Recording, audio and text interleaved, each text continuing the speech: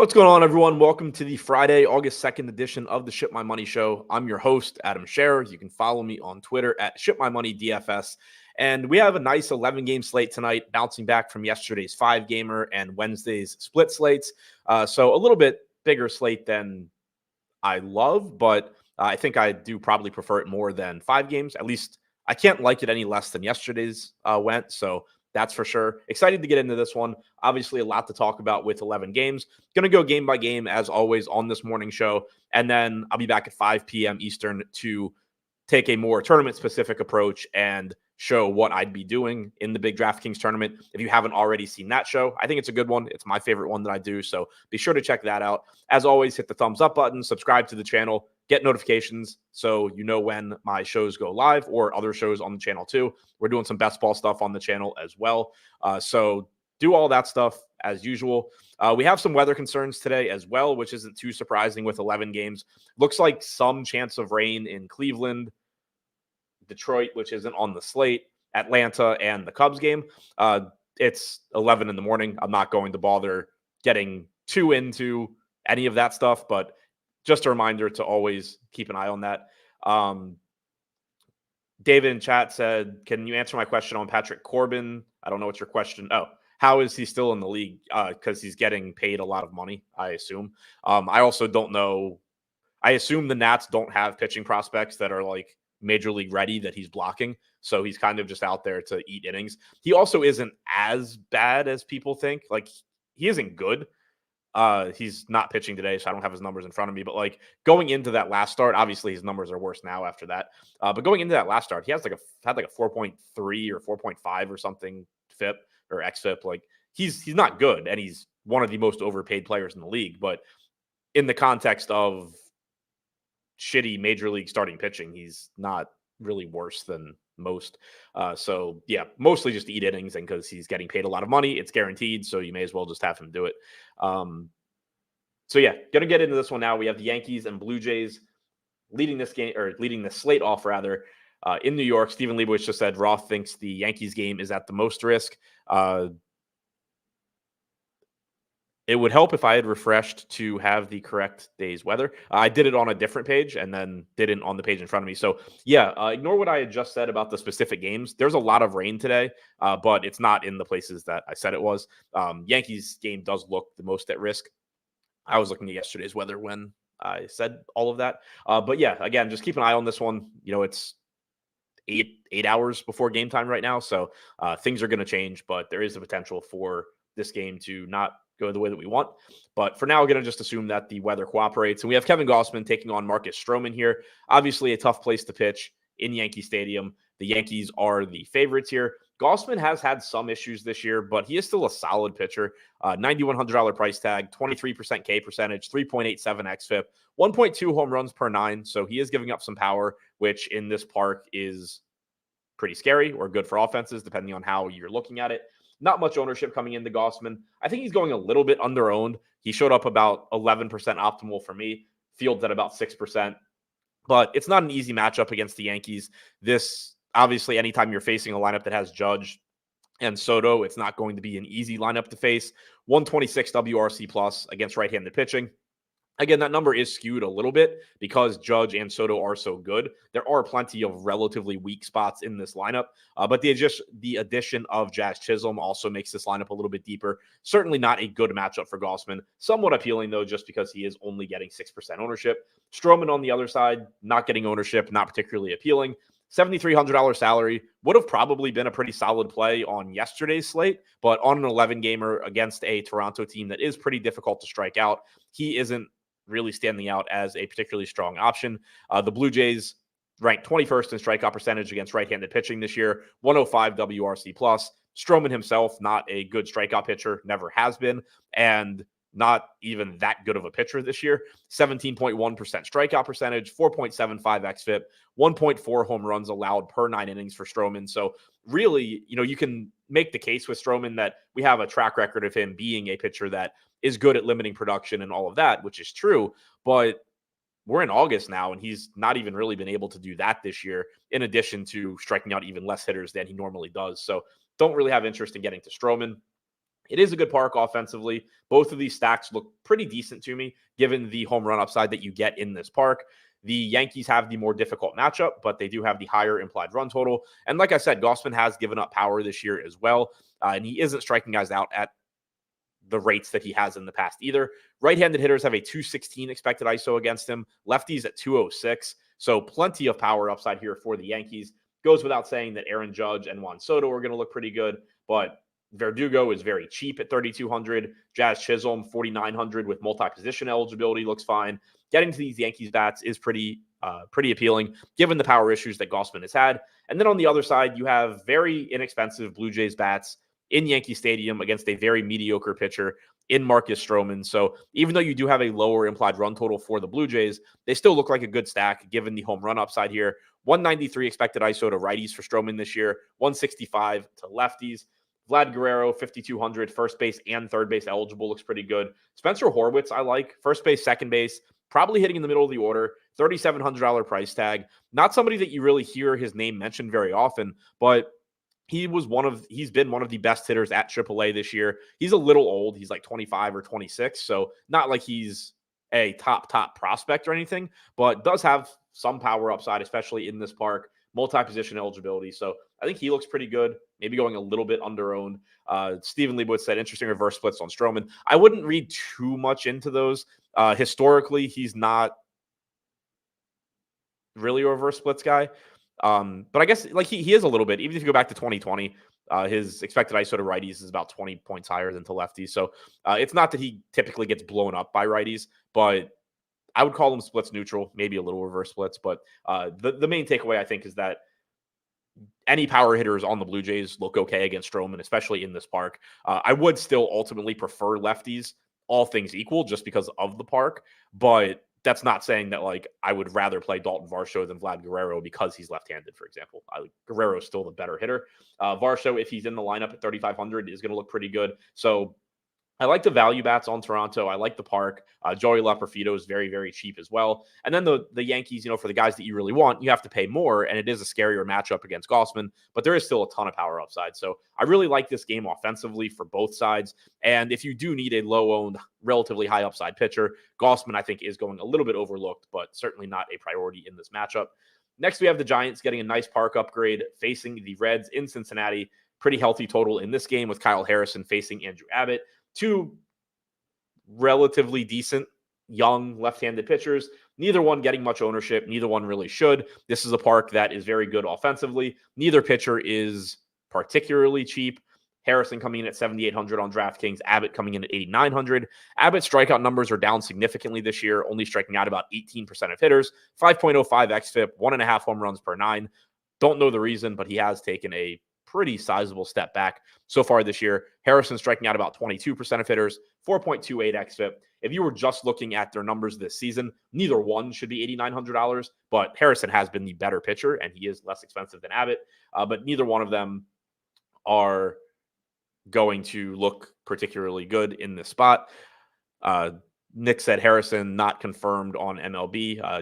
DraftKings has him probable. Every projection source I use has him in, so I assume it's him, but obviously if it ends up not being him, then don't play him. Probably not playing him anyway. Offensively, either team is going to look pretty good given the park and mediocre pitching against them. Neither stack is showing up at the very top, but they're both showing up as middle-of-the-road stacks here.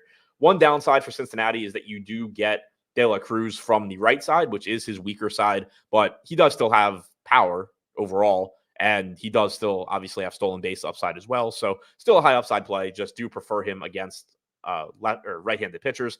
Kyle Harrison has not been good at controlling the running game so far in his career. So that is a plus for De La Cruz. He is likely to be able to run if and when he gets on base. So that works in his favor. Heliot Ramos, Matt Chapman showing up as the guys I would be getting to the most here. But mostly just a game where I think it's secondary plays across the board. There is upside because of the park. Neither pitcher is great. As I mentioned, Abbott in particular giving up a lot of power this year. Righties against him have a 174 expected ISO. Lefties 137 against Harrison. Lefties have a 120 expected ISO. Righties have done more damage at 181. So that would point to, Spencer Steer, Jonathan India, Tyler Stevenson looking pretty good. I like this price tag on Stevenson too as a catcher. Do I like Cincinnati if San Francisco decides to randomly go with a bullpen game? I would probably like them less. Bullpen games are generally just not very appealing because you don't get multiple at-bats against the same pitcher. Yeah, I mean, like the Park being good would obviously still apply. I don't think Cincinnati would look that much worse if San Francisco went with a bullpen game, but I pretty much never prefer a bullpen game. For the next game, we have Kobe Mayo up for the Orioles. So congrats to Orioles fans. He's up. He's also minimum salary on DraftKings. So probably going to be a pretty nice value if he's in the lineup. Carlos Carrasco facing Dean Kramer in this one. Don't anticipate getting to either pitcher. Neither one is particularly good. Kramer is better than Carrasco, 22.7% K percentage, 4.27 xFIP, but a very difficult strikeout matchup against Cleveland in a park that is playing up home runs. And Kramer has allowed almost 1.7 home runs per 9 innings so far this year. Carrasco on the other side allowing 1.6 home runs per 9, 19% K percentage, 4.13 xFIP for Carrasco. He's another pitcher that I think, his underlying run prevention metrics are better than you would expect, but overall still not a very good pitcher. So if anything, I would expect to be getting to the offenses here. They are both pretty expensive teams overall. Baltimore showing up third most often in all stacks and 5-man stacks. Cleveland showing up further down the list, probably because of the pricing and the fact that Kramer's not a terrible pitcher. But one thing to keep in mind with Baltimore that I don't want to say makes them overrated, but you do have the Cleveland bullpen behind Carrasco. So if they light up Carrasco early, that's less of an issue. You're not going to get the best bullpen arms from Cleveland, but you do have lower add-on run potential if this game is competitive through the middle innings because Cleveland's bullpen is very, very good. But the Orioles, I think using Kobe Mayo is going to allow you to get to these more expensive bats. Mayo right now only projected for about 8% ownership. He showed up as optimal about 12% of the time for me. I assume he's going to be hitting toward the bottom of the order, which obviously isn't ideal, but he's a legitimate power bat, one of the best hitting prospects in baseball, and he's 2K flat. So this isn't a 2K punt where you're sacrificing upside. He's got a ton of power, so I think he's a very good value play. Gunnar Henderson, Rutschman, Santander, all of that goes without saying. I talked about it a bit yesterday with Rutschman. Kind of just a tricky spot with him right now where I do believe he's playing through an injury. I have no idea what the current status of that injury is as far as if he's feeling better or not, and we probably won't really know. But if you are in a situation where you're kind of torn between going like Rutschman or somebody else, and you think it's pretty equal, maybe go with the somebody else because Rutschman has been absolutely awful for basically a month, going back to injuring his hand in the Texas series at the end of June. So that's something to keep in mind. Santander looks great. Really like him here against a pitcher in Carrasco that doesn't really miss bats in a park that plays up left-handed power significantly. 178 expected ISO allowed to both lefties and righties by Carrasco this year. Kramer allowing a 259 expected ISO to lefties, 179 to righties. This is a really, really good home run spot for Cleveland if you can afford them. 4K on Jimenez looks good. He's not really getting ownership. Bo Naylor at 2,600, pretty interesting at catcher, not getting ownership. You obviously have to pay for Jose Ramirez. You have to pay for Josh Naylor, but it is a really nice home run spot for those guys. Also, don't forget about Stephen Kwan. He's actually hitting for power this year as well, justifying that $5,300 price tag. So it looks like a spot with Cleveland where you'd kind of be overpaying to be contrarian, but Kramer's had legitimate power issues with left-handed bats this year, and we know that the ball is absolutely flying out to right field in the stadium. So Baltimore looks like the easier team to get to, but from an ownership standpoint, Cleveland looks pretty appealing as well when you factor in the upside. Miami taking on Atlanta in Atlanta. Park upgrade for Miami bats. Not that that's likely to matter because they absolutely suck. Matchup upgrade for the Braves because everybody on Miami sucks. Schwellenbach going for the Braves. Did not have a Miami pitcher in my data when I ran this. Don't see a Miami pitcher listed as probable on DraftKings either. So for right now, I'm going to go with I have no idea who's pitching for Miami. Schwellenbach, good spot for him, 8,800, getting 23% ownership, 15% chance of being optimal. The optimal percentage just speaks to how many pitchers there are on this slate. but I will give the daily reminder that you're not trying to build the optimal lineups in MLB. So seeing a pitcher like this that is going a little bit over-owned, but still looks like a high probability play, he's somebody that I think looks good. Miami's not the best strikeout matchup. They are a pretty aggressive team. They swing early in counts. They rank middle of the pack in strikeout percentage against right-handed pitching this year, but they do have an 88 WRC plus. Schwellenbach's been solid so far as a rookie. 25.5% K percentage is good. 4.3% walk percentage is very good. 3.47 xFIP. Legitimate, good right-handed pitcher, it appears, taking on Miami here. So happy to get to him at 8,800. Again, don't know who's going for Miami right now.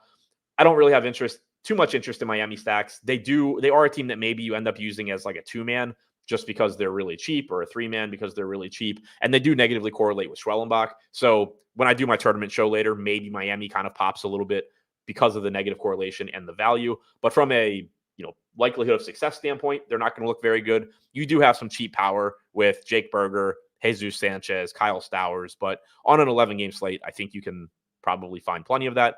Schwellenbach has given up some power to lefties in particular. 187 expected ISO to left-handed hitters, only 101 to righties. So, again, Berger is showing up the most for me right now because he's cheap and has multi-position eligibility. But from a matchup standpoint, I think Sanchez and Stowers are probably the guys that I would like the most.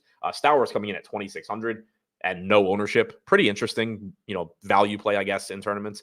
From a contrarian and negative correlation standpoint. But again, one of the more difficult matchups on the slate overall. Atlanta, can't really speak to them too much here since I don't know who they're facing, but you pretty much know what you're getting with Atlanta at this point. A weaker lineup than usual, given the injuries that they have, but still a lineup that does have upside. Austin Riley, Marcelo Ozuna, Jorge Soler, Matt Olson. These guys all have power. Arcia was hitting 5th yesterday. He's very cheap. So you do have the potential for value at shortstop if he's in a good lineup spot again. Merrifield runs a bit. Kelnick runs a bit. So it is a lineup that does still have upside, even though it's not as strong a lineup as we're used to with the Braves. Now going to Texas, another hitter's park here for the Rangers and the Red Sox. Cutter Crawford pitching for the Red Sox. Jose Urena on the mound for the Rangers. So not interested in Urena, especially at 7K. That goes without saying. Cutter Crawford doesn't look all that good here either. 4% projected ownership, 6% chance of being optimal. Nick said Belozo is listed as the starter for Miami. I actually should have known that since I did bet his under 3.5 strikeouts this morning before the show started, but completely blanked on that. I can hopefully quickly pull up his FanGraphs page and see if anything stands out. Major League, third Major League start. He's gone 10 innings total. Projects for like a 17 to 20% K percentage, depending what you're looking at. Mid-4s, FIP, right-handed pitcher, 5'10". Not that matters too much, but just not usually what you see with pitching.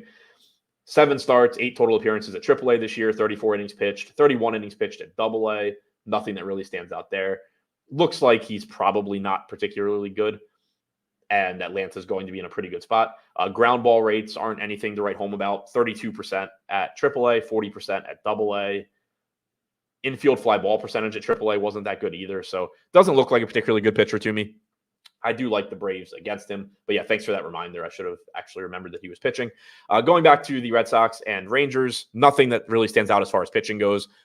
The Rangers are a tough team to strike out. The Red Sox are a good offense overall. It's a good offense for hitting. I think the Red Sox are likely to look pretty good against Urena, although for whatever reason, they are not showing up as a top stack for me right now. I don't really know why that would be. I like the park. I like the matchup. They're not really getting ownership either, so I don't know. It might just be a pricing thing relative to other spots on the slate, but they certainly qualify as a team that if you can get to them and you like your lineups around them, I do like them at this ownership, just given that they are facing a not very good pitcher in Urena. He has been good at limiting power this year. 147 expected ISO to lefties, 140 to righties. Going back to last year, 200 to righties, 156 to lefties. So he's another pitcher where he's probably not as bad as people make him out to be. Whenever he has a really bad start, you just see people on Twitter laughing about how's this guy in the major leagues, et cetera, et cetera. His numbers aren't horrible, but he doesn't strike guys out. He's going to let you put the ball in play. And when you have power like the Red Sox do, I do find that pretty appealing. Devers at 5,900, I like. You get some stolen base upside with Hamilton, although he is expensive. Duran's expensive. So price here is probably mostly the reason that people aren't getting to Boston, but if you can make it work, certainly plenty of upside there. The Rangers look pretty similar. The matchup against Crawford is not ideal. They are the guys you would want to get to, at least relatively expensive. Crawford has had power issues this year, though. 225 expected ISO to lefties, 197 to righties. Corey Seager not really getting ownership, I think, is a pretty interesting tournament play at shortstop. Obviously gives you plenty of upside at 5,500. Semien at 4,900 getting 3% ownership. Langford 4,300 getting 3% ownership. So I think Seager in particular looks like a good tournament play to me. But both of these teams, I think, are pretty comparable as far as they're not getting ownership. They do have upside in a good park, but just probably not priorities as far as being easy to get to on this slate, given how many good offenses there are going to be. Tampa Bay facing the Astros in Houston. Not very high run total in this game. Yusei Kikuchi facing Shane Baz. They are both solid pitchers. Kikuchi getting a ton of ownership at 8,600. 34% projected ownership. Showed up as optimal 26% of the time for me. 26% strikeout percentage for Kikuchi this year is fourth of all pitchers going today. Third or better than third on this slate. Second on this slate. The only pitchers pitching today with a higher strikeout percentage are Skubal, Reagans, and Ryan. Reagans not on the slate. Skubal not on the slate. So the only pitcher on the slate with a higher strikeout percentage is Joe Ryan. 3.42 xFIP for Kikuchi this year. Gets a good strikeout matchup too, going up against Tampa Bay. Pretty low implied run total for the Rays. So on the one hand, on an 11-game slate, 34% ownership to Yusei Kikuchi is a lot. But on the other hand, he does look like one of the most likely pitchers to succeed. He's in a pretty good spot. Tampa's active roster has the third highest strikeout percentage against left-handed pitching since the start of last season. They do also have a 113 WRC plus, so not the easiest matchup from a production standpoint, but there are strikeouts to be had there. Shane Baz on the other side, plenty of arm talent, highly regarded prospect that has dealt with injuries. 86 pitches last time out on the 26th against the Reds, so don't expect him to be too limited here. The problem is just the matchup with Houston. The Astros not only are a very good offense as far as production goes, but they have the fourth lowest strikeout percentage against right-handed pitching this season. I do have some interest in Baz if you need to pay down at pitcher. 6,800, getting 8% ownership, and I think that's pretty much warranted. He does have strikeout upside just based on his ability to get strikeouts. If he were facing plenty of other offenses today, he'd actually be really popular given the salary, but can really only be so popular going up against Houston. Offensively, I don't expect to get to either offense too much. I do think that in large field tournaments, there's a case to be made for Tampa Bay just because they do have some upside offensively and they're facing a very popular pitcher in Kikuchi who is good but not great.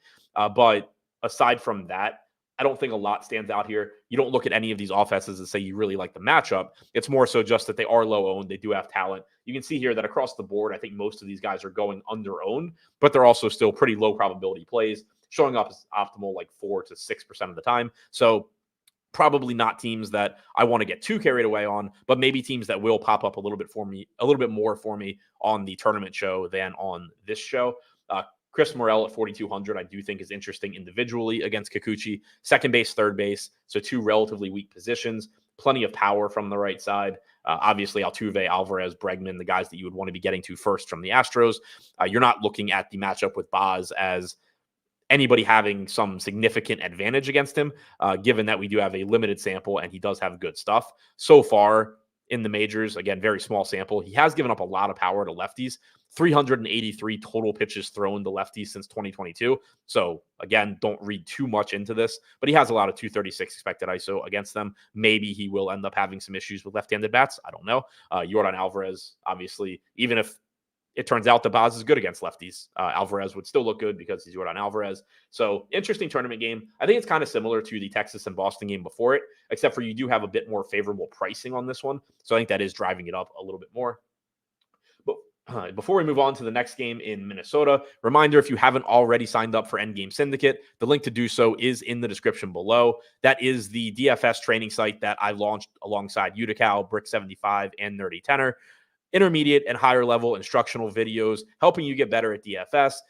We all have different approaches to the game, so however you approach it, I'm sure you can find someone that can help you out and kind of speaks your language. I have videos out on essentially walking through my entire process and why I approach things the way I do and how I think about them. Utica has done basically the same thing using his process in Fantasy Cruncher.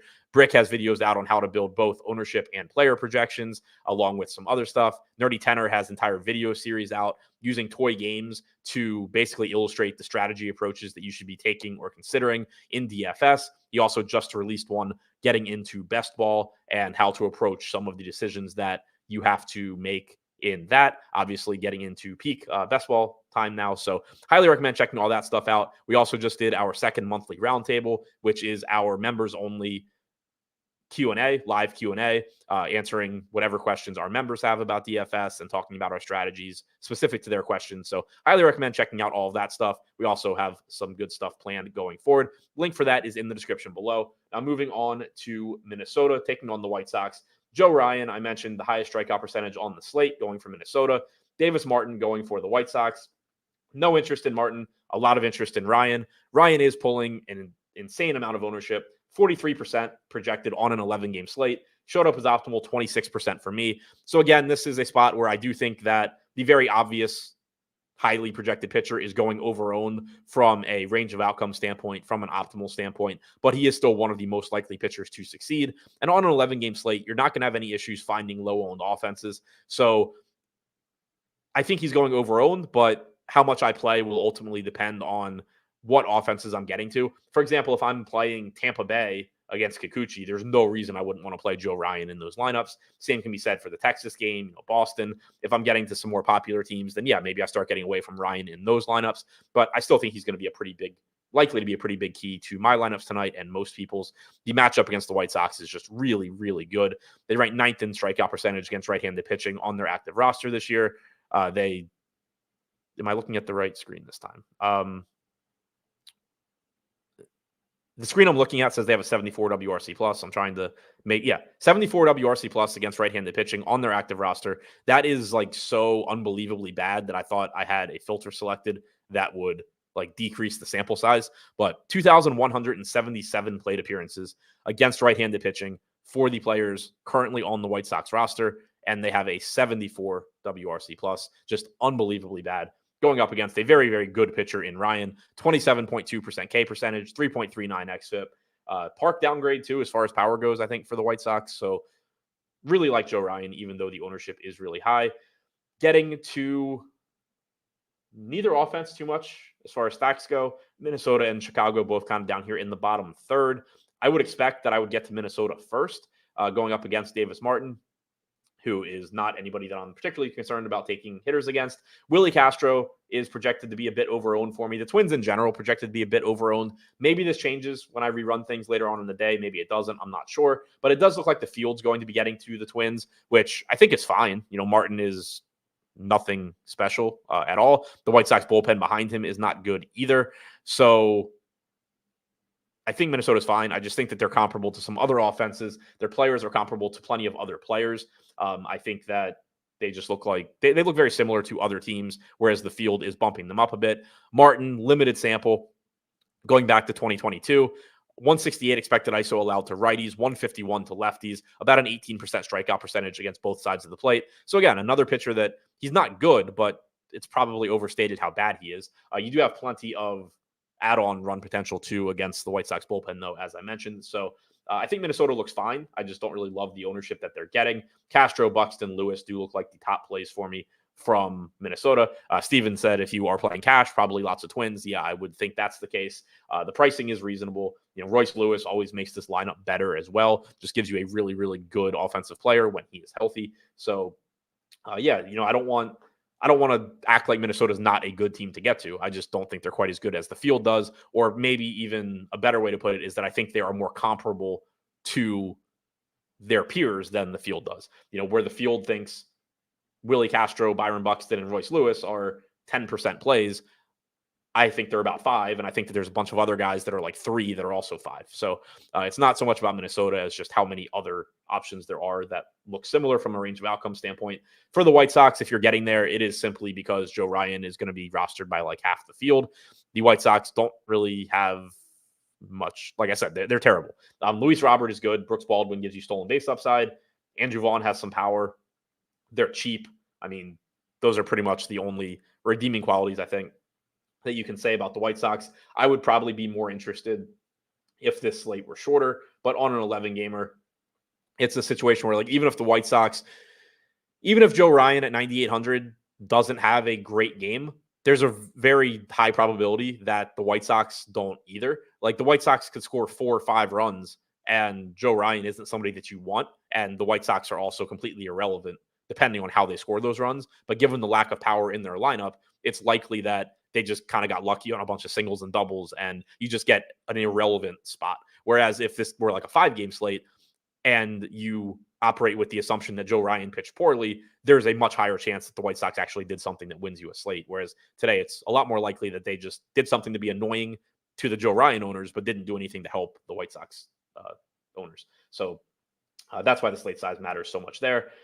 Next, we have the Mets getting a park upgrade going into Anaheim. Paul Blackburn for the Mets after being acquired at the deadline. Tyler Anderson pitching for the Angels. Don't have much interest in either pitcher. Neither one's a great strikeout guy. Tyler Anderson comes in to this game with an 18.6% strikeout percentage, 4.76 xFIP. Blackburn right behind him, 18.3% K percentage, 4.14 xFIP. Obviously, Blackburn familiar with the Angels and Angel Stadium, coming over from the A's.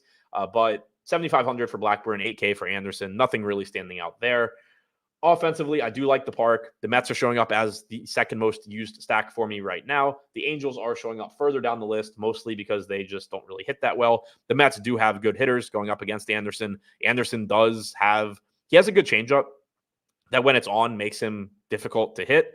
But he has had some issues with power this year. 166 expected ISO to righties, 188 to lefties. So whatever lefties end up being in the Mets lineup, if any, don't sleep on them. Brandon Nimmo, if he's in there, is somebody that I would actually like to use to be somewhat contrarian in Met stacks. But Lindor, Martinez, Vientos, they're going to look pretty good. Francisco Alvarez gives you power at catcher. Obviously, Pete Alonso gives you power, and it's a lot easier to hit home runs in Anaheim than it is in Citi Field. So that looks good for these guys as well. I want to quickly double check on Anderson's stolen base numbers, because if I remember correctly, he is kind of extreme in one direction or the other. Nope, completely didn't remember correctly. He's like pretty much average, slightly above average. So your base stealers for the Mets, not the easiest spot, but not a spot where they absolutely won't run either. On the other side, if Luis Rengifo is in the lineup for the Angels, that will make their stack look a little bit better, just because you are getting a relatively high upside guy there. Also, Paul Blackburn, not very good at controlling the running game. So Rengifo would give you stolen base upside. Taylor Ward, Logan O'Hoppe, Mickey Moniak, they all look fine, but I do prefer the Mets side here. Blackburn, not a terrible pitcher either. 4.14 xFIP, like I said. So good spot for offense overall, but I do prefer the Mets, given the park upgrade that they're getting going into this park. Dodgers, park downgrade going into Oakland to take on the A's. Gavin Stone for the Dodgers, Joey Estes pitching for Oakland. Gavin Stone, 7,600 projected for 15% ownership. Rengifo missed yesterday's game, so that was all if he's in. Like I said, if he's in, the Angels just look a little bit better as a stack because it gives you a good player. Whereas if he's out, you get Michael Stefanich or whatever they do. Gavin Stone looks like a good mid-range option here. 15% ownership, 15% chance of being optimal. 7,600, obviously a good strikeout matchup against Oakland, who has the second highest strikeout percentage against right-handed pitching this year. They do have power. They have a 106 WRC+. We've certainly seen them do plenty of damage in individual games so far this season. We know that they do have that kind of upside. Stone has allowed a 162 expected ISO to righties, 110 to lefties. He enters today's game with an 18.3% strikeout percentage overall. So not a very good strikeout pitcher on his own, but he does have the good strikeout matchup in a park that does help to limit home runs. Joey Estes, 7,400. I don't really have any interest there going against the Dodgers. The Dodgers are showing up as the top stack for me right now. Now, it is kind of a tricky spot because they are getting the park downgrade in Oakland. It is more difficult to hit home runs here. And then also you do run into the issue with the Dodgers where the hitters you really want are expensive. The hitters that are cheap are generally guys that are more platoon guys and also guys that just aren't very good at hitting, which obviously is not ideal, and you get some pinch hit risk. But depending what the lineup looks like, if Gavin Lux is hitting in the middle of this order at 3,200, as bad as he is, he can probably hit against Joey Estes. You don't have a ton of right-handed bats on the bench, probably because of the injuries that the Dodgers are dealing with. It depends on what lineup they go with. Ahmed Rosario, potentially the only right-handed infield bat on the lineup or on the bench. So like that would lower Lux's pinch hit risk as well. So that makes him look better than he normally does and drives up the stack percentage a little bit here. Kevin Biggio comes with pinch hit risk if he's in, particularly if like Kike or Nick Ahmed were on the bench. There's some, added pinch hit risk for the left-handed bats for the Dodgers.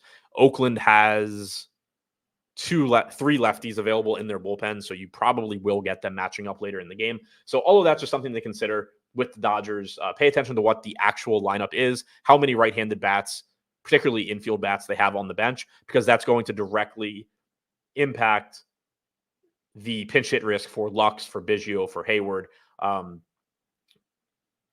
if and when the A's bring in lefties against them. But overall, it is a good spot for the Dodgers. You do get some really cheap bats that allow you to also afford Shohei Ohtani and Teoscar and Smith. Teoscar and Smith look like they're going really under-owned to me because of the correlation with Ohtani and with these value bats.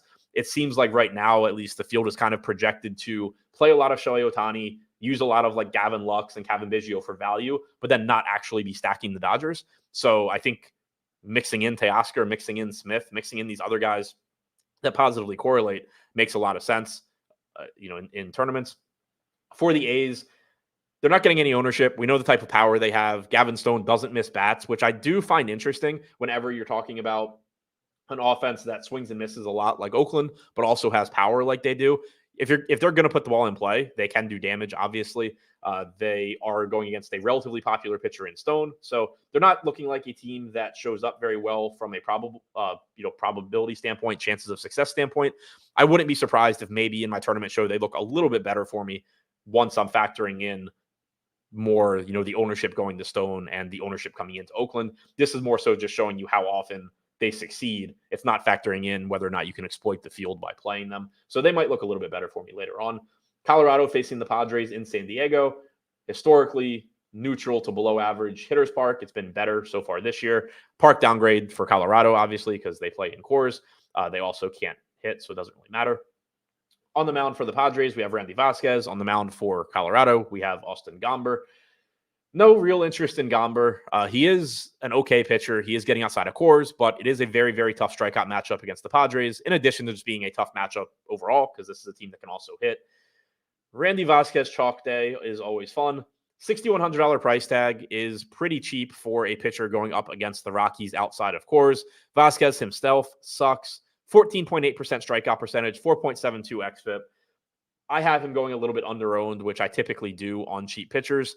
So this is just the standard bad pitcher versus really bad offense that also strikes out a lot. Colorado has actually passed Oakland and Seattle now for highest strikeout percentage on their active roster against right-handed pitching at 27%.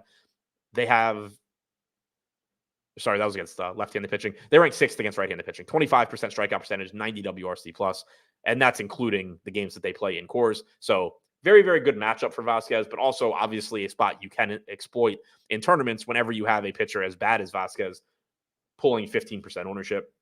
But I assume I'll be using him as well, just given the value that he offers in this matchup. Shane Baz, I think, is probably like the most logical pivot in tournaments. If you were just looking for a situation where you get a really talented pitcher facing a bad offense, or a good offense rather, so in a bad matchup, or you can play a really bad pitcher in a good matchup, and the field is just going to flock to the pitcher in the good matchup. So you could get a talented pitcher like Baz at lower ownership for $700 more. If you were looking for a pivot, I think that's probably the one I would go to first, but I understand why Vasquez is getting ownership given the matchup. Padres look okay here. Xander Bogaerts projected for a bunch of ownership, 3,900 at second base. I think the ownership's a little bit high, but he does still look like the best bat in this game for me. Machado looks fine. Campusano looks fine. Like I said, it is a park upgrade for Gomber. He does give up power to lefties, so don't sleep on whatever lefties are in this lineup. 260 expected ISO to left-handed hitters, 195 to right-handed hitters. So again, righties look pretty good, but like if you get Jackson Merrill in this lineup at 4K, that's going to look pretty good. If Cronenworth is in here, I think he's interesting. On the other side, I think for Colorado, low probability team, but you can make the case for getting to them in tournaments just because of Vasquez's ownership, kind of similar to what I was saying for Oakland. Not a good offense overall. Oakland is a much better offense than Colorado. Colorado, not a good offense overall, but if they do well, you're doing damage against the field. And the other thing, this is kind of a different spot than I was talking about with Joe Ryan, because Vasquez is so cheap. At 6,100, if Colorado just has their normal game where they're striking out a bunch, Vasquez is going to do really well. For Vasquez to actually not be useful at 6,100, there's probably some pretty solid Colorado bats, given that they're pretty cheap. Maybe not the entire stack necessarily, but if Vasquez fails at 6,100, there's a pretty good chance some combination of like Tovar, Bryant, Toglia, Rogers, Doyle actually did damage against them that looks pretty good at their salaries, especially the ones that aren't 5K like Doyle. So that's something to keep in mind too. Colorado, I think, looks like a little bit more appealing, like negative correlation stack than some of the others. And then finally wrapping things up in a horrible place to hit, Brian Wu pitching for the Mariners in a tough matchup against the Phillies. Tyler Phillips pitching for the Phillies in a good, but not as good as it was before the trade deadline matchup against the Mariners. Wu is coming back from, or is dealing with a hamstring injury, I guess. He pitched on July 27th, went 4 innings, threw 70 pitches. He threw 73 pitches on July 21st. So maybe a little bit limited here. Either way, I don't really think he's a play at 8,500. The matchup against Philly is very, very difficult. Tyler Phillips, 8,400. Good, decent strikeout matchup still against Seattle. But adding Rosarania to that lineup makes their lineup better than it was before. So Phillips, not a good strikeout pitcher either at 8,400. Getting 15% ownership. I do think he's going a little bit over-owned here, just given that he's not a good strikeout pitcher. He has had some favorable matchups so far in his career. Just threw a complete game in his last start against Cleveland. Went 9 innings, struck out 4. 3 strikeouts in 6 innings against Pittsburgh. He did strike out 5 and 7 against Oakland and Atlanta, but doesn't project to be a good strikeout pitcher. I get why he's getting some ownership here, but 8,400 is a pretty high price tag. Yeah, like I think he's okay, but I would rather get to some other pitchers. Okay, good call from Pepe. I didn't remember that. Wu got hurt in his last start, so that's why he has the hamstring notification. So yeah, threw 70 pitches and then got hurt after 73. Either way, at 8,500 against the Phillies, I'm not really interested in him here. The Phillies, obviously, a very, very good offense. Relatively difficult to strike out. They rank 18th in strikeout percentage, 105 WRC plus. So yeah, don't really have much interest in Wu at all. And I have less than the field's projected to in Phillips. Nuke DFS said, have you been to a bar early on a weekday? No, I don't know what prompted the question, but haven't had a lot of coffee. But other than that, if I misspoke or something, it would probably just be from trying to do 100 things and talk at once. Offensively, not going to really like this game either. Game is in Seattle, obviously difficult for hitting home runs, difficult for scoring runs in general. Wu is a solid pitcher in general. So even though I don't really like getting to him from a DFS standpoint, I don't really love taking bats against him either. 158 expected ISO to lefties since the start of last year for Wu, sub 100 to righties, doesn't give up a lot of power. Strikeout percentage is much, much better against righties than lefties. But, really, if you're getting to some Schwarber, if you're getting some Harper at low ownership, obviously that's fine given how good they are. But at their price tags and positions where you can find plenty of good power in the outfield, you can find plenty of good power at first base.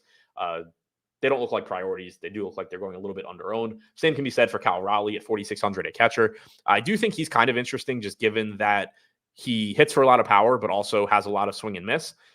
And you're facing a pitcher in Phillips that just doesn't project to be a very good strikeout pitcher. So at a weak catcher position, I think Raleigh's kind of interesting individually, but overall not too interested in the offenses here given the park. So to recap, top stacks for me right now, looking like the Dodgers, the Mets, the Orioles, the Blue Jays, the Yankees. A lot of other teams looking pretty similar below that. Top pitcher on the slate, I think, is pretty clearly Joe Ryan. If somebody tells you that it's not, you probably shouldn't talk to them about baseball anymore. Yusei Kikuchi looking like the second best guy going up against Tampa at 8,600. Randy Vasquez is your kind of just hold your nose and click it value play at 6,100 in a good matchup against the Rockies. I have virtually no confidence in him. He's very bad, but 6,100 in this spot is still too cheap. I like Schwellenbach as well against Miami at 8,800. He's been solid this year. Stone looks okay against the A's. So pretty weird slate, I think, where there's not a lot of offenses that look great because a lot of the offenses I think that you would want are in pitcher-friendly parks. or they're really expensive, but there's not really a lot of pitching that looks great either. So it kind of creates an interesting tournament slate where you're going to have a lot of ownership gravitating to a few spots. In this case, Ryan, Kikuchi, and then to a lesser extent, Schwellenbach, Vasquez, and Stone. So it kind of creates a situation where like you can get players that are similar, that have a similar range of outcomes at a lot less ownership, but they do project a little bit worse. So pretty interesting tournament slate, should be wide open. Nuke said that he would say Spencer is the best on the slate. I don't talk to you about baseball, so I'm not going to worry about it. He is a top 3 pitcher. Like it's Ryan, Kikuchi, Schwellenbach as far as good pitchers in good matchups. I think Schwellenbach versus Kikuchi is more of an argument than Ryan. Like Ryan has the best matchup and he's the best pitcher. I don't really know. You can't really get much further than that. The salary obviously matters. Like he's 900 more than Schwellenbach. He's 1100 more than Kikuchi. But yeah, he's a better pitcher than Schwellenbach. He has a better matchup than Schwellenbach. So pretty clearly the best pitcher on the slate. The other two do look very good though. So yeah, pretty wide open slate. I do think that I'll be interested in how things look for me later in my 5 o'clock tournament show. I'll have run some stuff, see how I would be playing the large field DraftKings tournament, and can get more into like the actual strategy other than, on this show, it's a lot of like, well, you could do this, you could do that, but there's 22 teams and me saying you could play 22 of them isn't very useful. So I'll be able to dial that down a bit on the show later. Don't forget to tune into that. Hit the thumbs up button, all of that stuff. Enjoy your Friday afternoon and see you back here at 5.